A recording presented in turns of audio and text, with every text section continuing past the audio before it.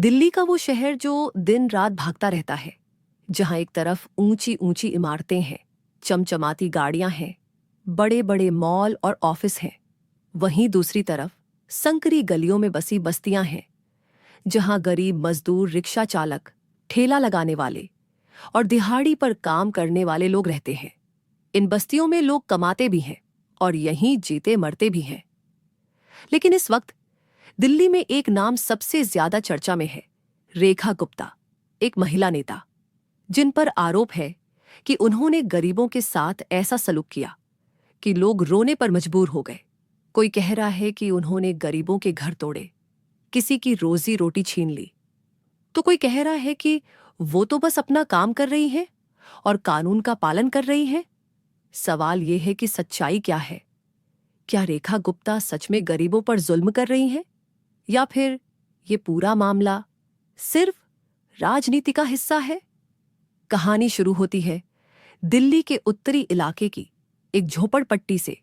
ये जगह बरसों से लोगों का घर रही है।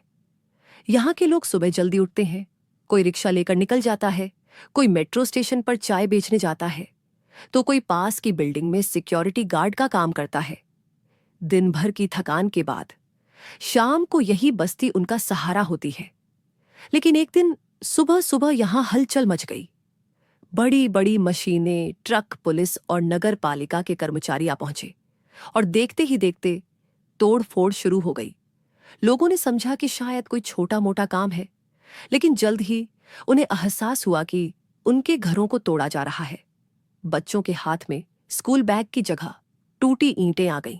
महिलाएं रोने लगीं, मर्द पुलिस से बहस करने लगे, लेकिन किसी ने उनकी नहीं सुनी।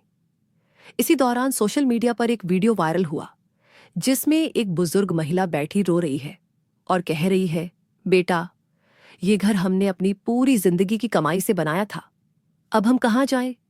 उसके पास बैठी एक लड़की बोल रही है, मैडम, रेखा गुप्ता को भगवान सब देख रहा है। इस वीडियो ने लोगों के दिल को झकझोर दिया। ट्विटर और फेसबुक पर लोग लिखने लगे, ये गरीबों के साथ नाइंसाफी है। वहीं दूसरी तरफ कुछ लोग कहने लगे, ये अवैध कब्जा था, इसे हटाना जरूरी था, चाहे कोई भी हो। रेखा गुप्ता ने मीडिया से बात करते हुए कहा, यह कार्रवाई पूरी तरह से कानून के तहत की गई है। यह जगह अवैध कब्जा थी और हमें शहर को साफ रखना है।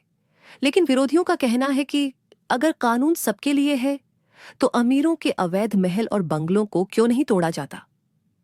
गरीबों का सवाल साफ है, क्या कानून सिर्फ गरीबों के लिए है? मीडिया का रोल भी इस मामले में दिलचस्प रहा।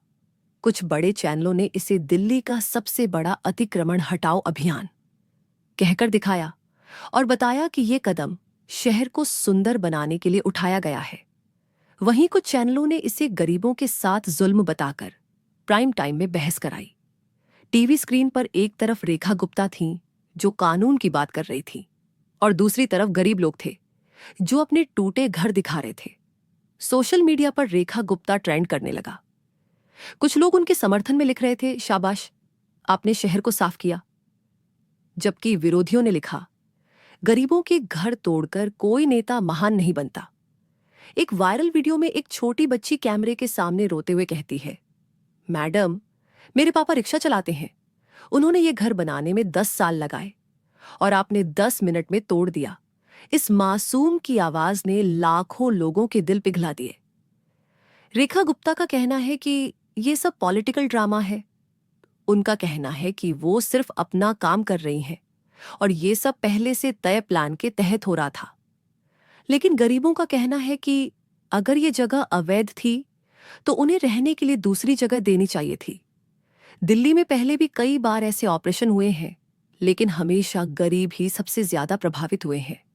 बड़े बड़े बिल्डर और अमीर लोग अक्सर बच निकलते हैं। इस घटना के बाद इलाके में डर का माहौल है। लोग कह रहे हैं कि अब पता नहीं अगला नंबर किसका होगा। कुछ लोग अपना सामान पैक करके पहले ही दूसरी जगह चले गए हैं।